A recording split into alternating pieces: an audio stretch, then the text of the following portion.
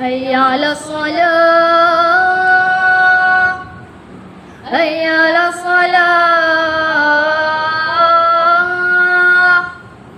hayya 'alal falah, hayya 'alal falah. Alamak, dah masuk waktu. Cepat, cepat, cepat. Nanti terlambat solat pula. Assalamualaikum warahmatullahi wabarakatuh. Alhamdulillah, segala puji bagi Allah, Tuhan sekalian alam. Selawat dan salam ke atas junjungan besar Nabi Muhammad sallallahu alaihi wasallam, ahli keluarga baginda, para sahabat serta seluruh umat Islam yang beriman.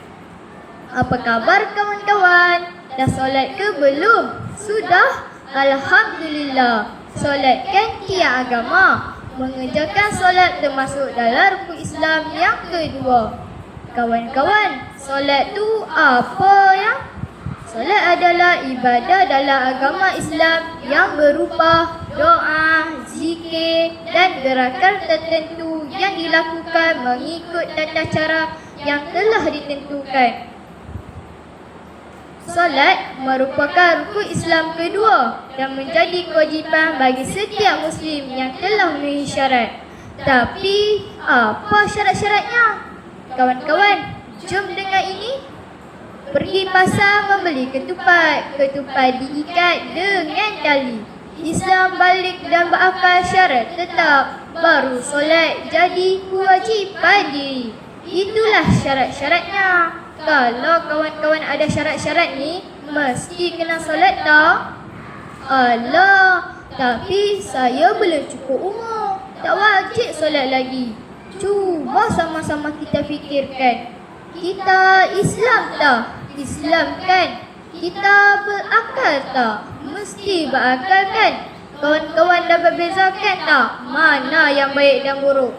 Orang yang Allah kurniakan akal mesti dapat bezakan perkara baik dan buruk. Mendirikan solat atau meninggalkan solat, mana yang baik? Tentulah solat lebih baik. Jadi kenalah solat. Hari ini saya ingin berkongsi satu perkara penting dalam kehidupan kita sebagai seorang Muslim, iaitu solat. Solat bukan sekadar kewajipan, tetapi ia adalah perkara pertama yang akan dihisab di akhirat nanti.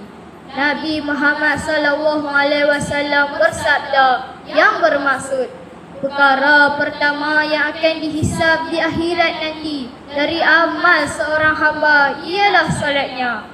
Jika baik solatnya, maka baiklah seluruh amalnya. Dan jika rosak solatnya, maka rosaklah seluruh amalnya. Hadis riwayat Tirmizi. Kawan-kawan, ingat tu, jika solat kita baik, maka baiklah seluruh amal kita yang lain. Sebab itulah Kementerian Pendidikan Malaysia KPM menggalakkan murid-murid untuk menunaikan solat zuhur berjemaah sebelum pulang ke rumah sebagai satu inisiatif bagi memperkukuhkan nilai-nilai murni dan pembinaan sasiah dalam kalangan pelajar. Kawan-kawan, tahu tak betapa istimewanya perintah solat ni? Perintah solat diterima secara langsung oleh Nabi Muhammad SAW.